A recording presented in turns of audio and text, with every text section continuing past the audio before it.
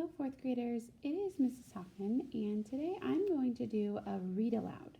And we are going to be reading The Legend of How Kansas Got Chipped.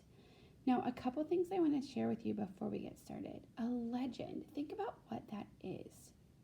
It's a genre, and it typically is a story about something that took place in the past. However, it may not actually be authentic or real. Okay, and then the other thing I want to share with you is about this really special author of this book. It was illustrated and written by Karina White, and Karina White is actually a local kiddo right here in the Kansas City area. And if you get a chance to check out this book, you should read through this a little bit and read a little bit about her and how she was able to publish this book. But for now, I'm going to get past that so we can get to the story. So here we go. Grandpa and I were great pals. I enjoy being with him more than I do anyone else. We like to go fishing in the Missouri River. My favorite thing to do is to go hunting with him. Grandpa is wise in the ways of hunting. He taught me how to be a good hunter. Once he told me, never kill an animal unless you're going to use it for food. Because we always follow proper hunting rules. Grandpa says that he and I are great outdoorsmen. That's not surprising. After all, we're direct descendants of the Kansas Indians. Many years ago, their tribe lived on the Kansas prairies near our home.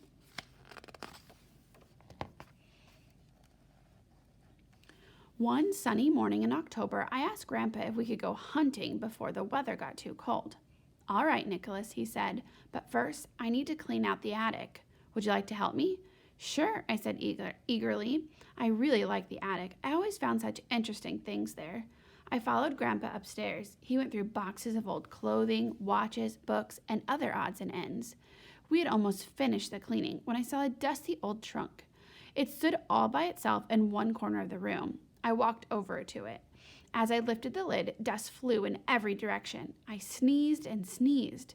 There were many things in the trunk: old shoes, a pair of skates, an Indian basket, and some faded photographs. Then something caught my eye. It was a worn piece of deerskin and had strange symbols on it. What is this? I asked. Grandpa took the skin from my hands and looked at it. Then he smiled. This is a map, he replied. It's a map of the Kansas prairies.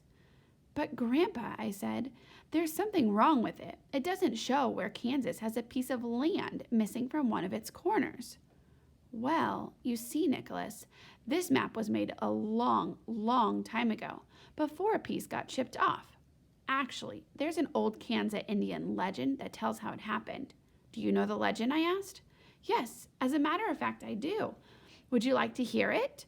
Of course, I replied. Well, many years ago, Grandpa began, the Kansas Indians believed in the four great spirits of the sky: the north wind, the south wind, the east wind, and the west wind. These great winds watched over the earth and protected every living thing on it. In the tribe, there was a boy named Gray Wolf. Why was he called Gray Wolf? Nicholas interrupted. Because the night he was born, his father saw a gray wolf. The animal was sitting on a rock near the teepee, staring at him with his huge yellow eyes. Gray Wolf was a good name for the boy. He grew strong like a wolf. He could run faster than any boy his own age. He could even shoot an arrow further than many of the older boys. As you could imagine, that caused some jealousy among them.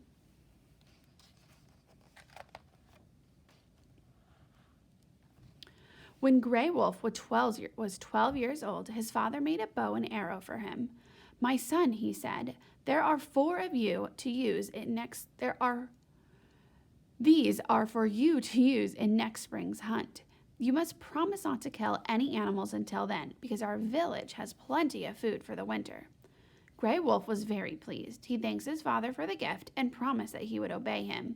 Receiving his own bow and arrow was exciting. It meant that he would be invited to join the men and older boys for the hunt, his first hunt. Gray Wolf usually obeyed his father, but the next day he saw a deer. He was so eager to use his bow and arrow that he could not resist shooting the animal.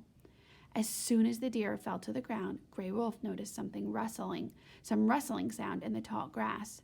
Then the breeze became strong, and he heard a low voice say, I am East Wind, a protector of the earth and all living things on it.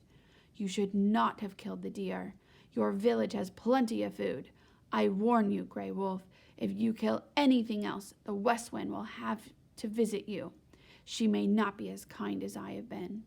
With that, the mighty East Wind blew away.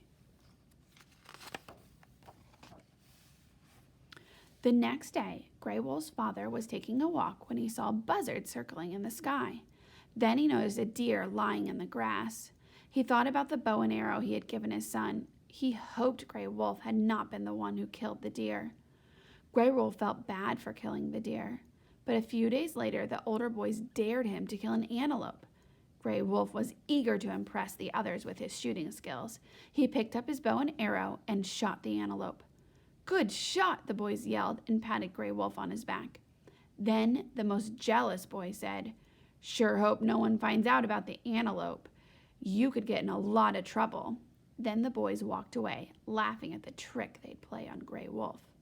The boy was so pleased with his fine shooting, he did not notice that the others had made fun of him. After a while, however, he started to worry about what he had just done. As he stood there, the tall grass around him began to rustle. The breeze grew stronger, and the boy heard a voice say, "I am West Wind, a protector of the earth and living things on it. Because you killed again, you have to come visit. I have to come to give you a second warning. Do not kill anything else, or the South Wind will visit you. She will not be as patient as I have been." With that, the mighty West Wind blew up high into the sky. The older boys were happy that they now had a way to get Grey Wolf into trouble. They went about the village telling everyone that Grey Wolf had done.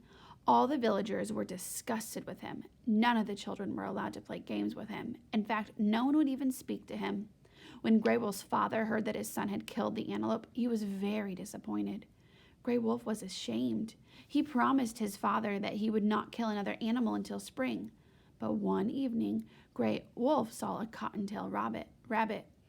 The little animal was doing nothing but looking for food.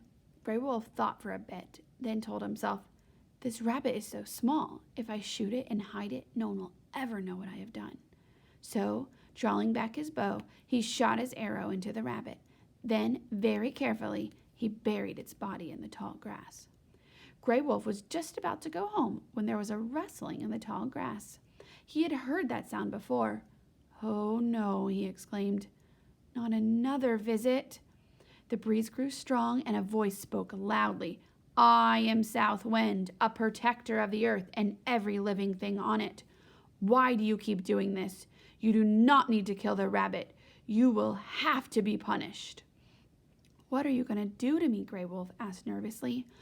"I will need to meet with the other winds. We will decide your punishment. Until then," she warned, "you would be wise not to kill another animal." With that, she blew up high over the clouds. When Grey Wolf returned to the teepee, he found his father was awake. "Where were you, my son?" he demanded to know. "I was just out for a late walk," the boy lied. His father looked down at the arrow in Grey Wolf's hand. He saw the bloody tip on it. The boy realized that his father had found out what he had been doing. Grey Wolf hung his head in shame. "I'm very disappointed in you, my son," his father told him. I know," the boy said sadly. "I am very sorry. I promise that I will never disobey again." One morning, while walking through the tall prairie grass, Grey Wolf almost stepped on a meadowlark's nest. He looked down to see the mother bird. The boy backed away quickly, and the meadowlark hopped out of her nest. They stood there for a few moments, just staring at one another. Finally, the meadowlark took flight. Grey Wolf could not resist shooting his arrow. He lifted his bow and pulled back the string, ready to shoot. Then, suddenly, the meadowlark began to sing. Her clear chirping was wonderful to hear. Grey Wolf dropped his bow and arrow and gazed up at the small bird. He was the most beautiful creature he'd ever seen. Her brown and black feathers glistening in the sunlight. Her bright yellow chest was as golden as the sun. Grey Wolf watched the meadowlark glide peacefully through the air.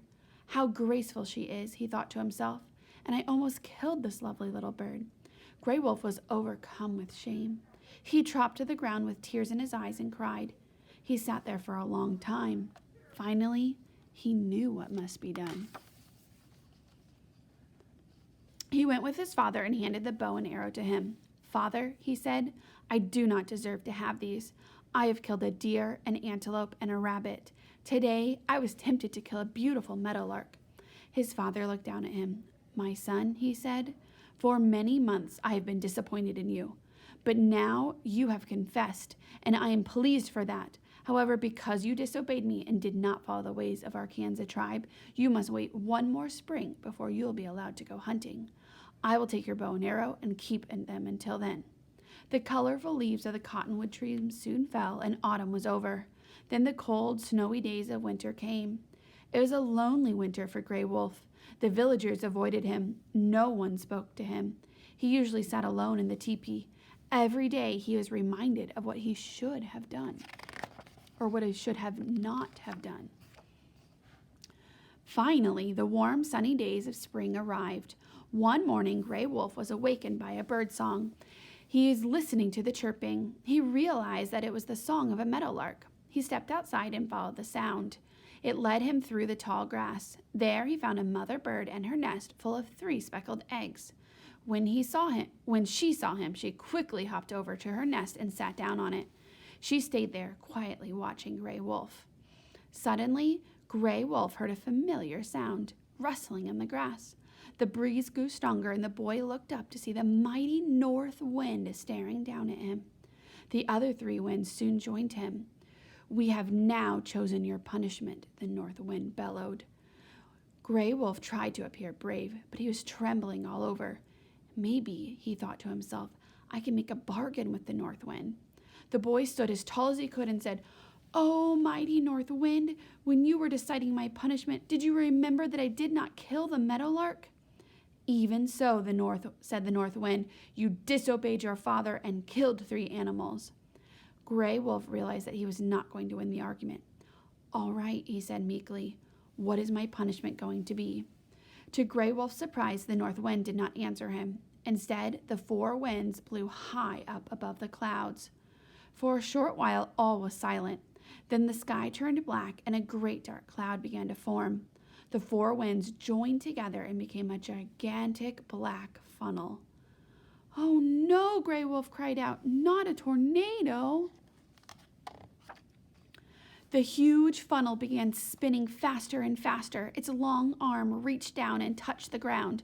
Gray Wolf watched in terror as the tornado ripped away large chunks of land and gouged out deep gullies.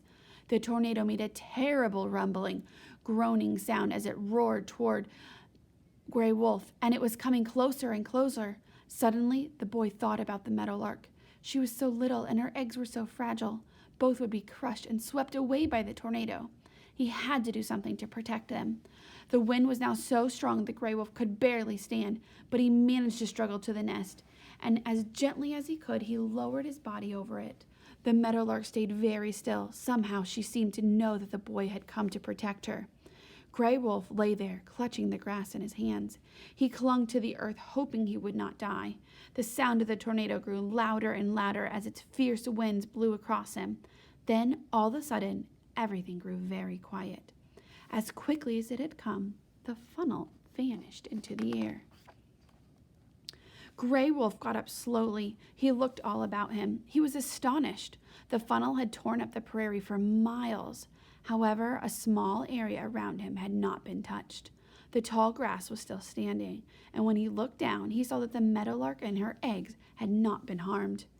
Gray Wolf watched as the 4 winds circled peacefully overhead, then came down to earth. "Gray Wolf," said the north wind, "we're going to have the tornado carry you away. Then you showed great bravery by staying to protect the meadowlark and her eggs. Because of that, we will bring no further punishment upon you." Gray Wolf was much relieved. He thanked the north wind and promised to do no more hunting until spring. As the 4 winds circled calmly above him and left, the boy turned and started home.